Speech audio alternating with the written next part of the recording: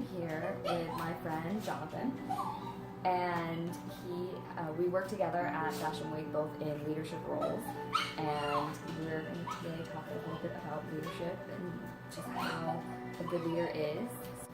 So, Jonathan, tell us a little snippet about yourself. My name is Jonathan Roberts. I am 36. I have a family, 2 sons, 1 on the way. We don't know what it is yet. General manager of LensCrafters.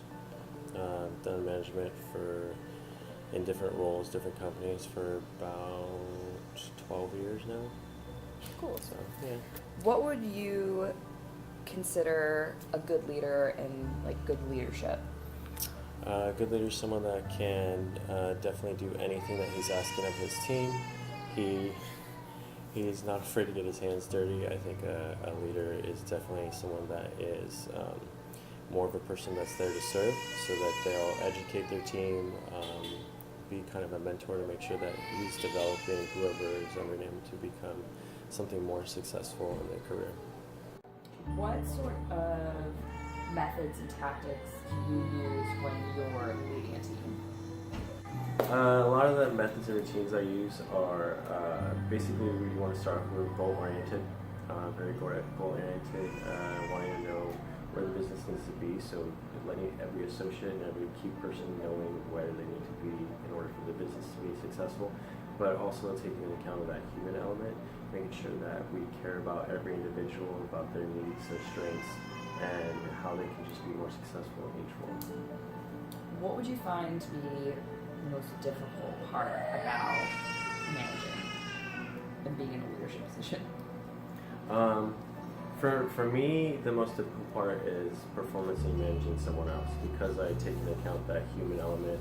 Sometimes it may take a little longer to, say, fire someone, because I want to give them those chances. I want to try to really say that I did my best to educate them and help them in their struggles, but at the end of the day, the business is the business, and sometimes people just aren't meant for the job they're in. So for me, that would be the more difficult one, being a manager. Would you say that you kind of go in line with your primary focus when managing is to help develop your team, the people within your team, as well as kind of focusing on them and serving them in a way of like enhancing their careers? Oh, 100%. I mean, one of my mottos is I'm there to serve. I don't like to look at myself as a boss. I'm just there as someone just to guide everyone around. So my biggest part is to sit down with each person and figure out where they want to be within the business, and we create a personal business plan.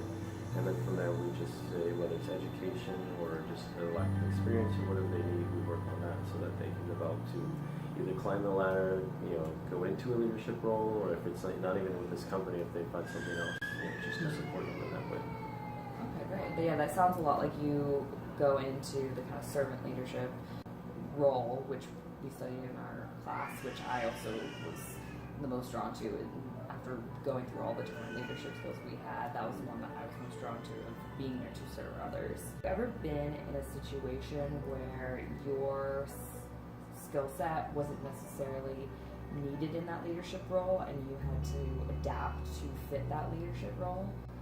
Yeah, there's been a number of times where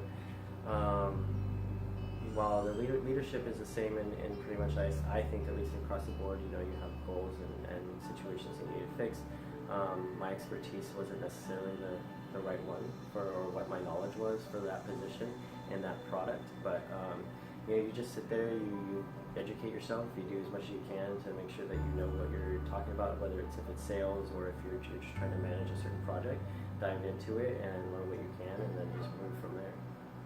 When you're hiring, is there something you look for in your applicants in a diverse sense of not necessarily their race, gender, age, things like that, but also more so in their experience? The first thing I always look for is personality, because I'm in many customer-facing roles, so that's the first thing that I need in a person. But as far as within experience, of course, I look for all levels of experience. I want someone that is experienced in what we're doing, obviously, whether it's the product knowledge or whatever it is we have that person needs experience in. But I also look for some people that are new, because that gives the seasoned people, the people that know what they're doing, the ability to mentor, to train. So that helps elevate their career, their passions. And then those people that are learning from them will eventually become the mentors one day as well. That's great, to be able to kind of enhance your team and make them have the goals set to grow themselves, instead of just staying in that one position. I feel like a lot of employees will kind of get stuck and just kind of get stuck in a They rut. get comfortable. They get comfortable, and then it can also lead to them getting lazy and bigger issues down the road. So it's nice that you're able to be that enhancing, almost mentorship role, as well as being in that leadership role. It also sounds like you yourself pride yourself on being an ethical leader at the same time, and building that trust and respect and running your team. Would you say you have an open door policy with all your employees, that they can kind of come talk to you about whatever's going on, be it work related or even outside of work? Oh yeah, 100%. All my employees know that whatever is on their mind, whatever they need is, they can come to me no matter what. I've dealt with harassment issues, I've dealt with personal development. It really doesn't matter. They can just come to me, and it's an open door, there's no judgment, and we just talk about it and figure out where to go from there. When you're talking to your employees, do you use like empathic listening, where you're also not only listening to their words, but also kind of reading their body language, their feelings, kind of seeing if there may be some underlying like root issue that you can potentially help? Yeah, of course. I mean, it's important to look at the body language. It's important to try and read between those lines, because sometimes that employee may be embarrassed or timid about what they're doing. Maybe they're just really mad and trying to control their anger. But really more so, it's asking open-ended questions is really important in those situations, because you're not leading them to answers. It's them saying, okay, this is really what's going on. So definitely you want to hear what's happening like in between what they're saying. How do you yourself kind of take care of your own leadership skills in kind of enhancing those skills? Do you do anything that you, not necessarily outside of work, but also inside of work, of how you kind of build on your own management skills? I'm always trying to be a better leader. So whether that's going to my mentors and just reviewing situations I've dealt with and getting their point of view on it, and seeing if I could have done something better or improve the way I'm speaking on my tasks. I'm always looking at different articles or books just to kind of pick up something here or there, just that could make me a more effective leader or more passionate leader. So yeah, definitely I'm always trying to grow. And how would you kind of outside work, outside of leadership, how do you kind of take your time to maintain and kind of renew yourself, like your mind, body, emotion, spirit type of things? Like how would you take that time to kind of step out of the workplace? That's always the most difficult part as a leader. I am a firm believer in a healthy work-life balance. So when I do have those times to refresh, I take those times. It's like put the phone in the drawer, not looking at sales numbers or anything.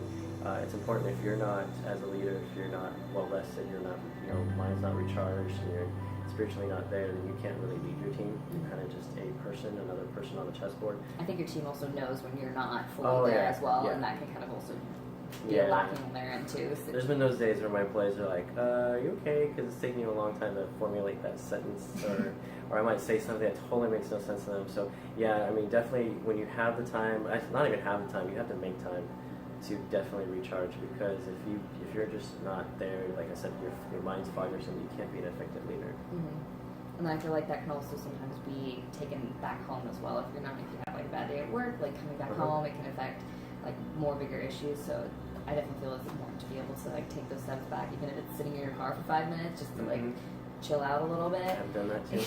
Yeah. Just kind of like maintain yourself. Great. Well, thank you so much for taking this time and spending it with me to answer some questions. No problem.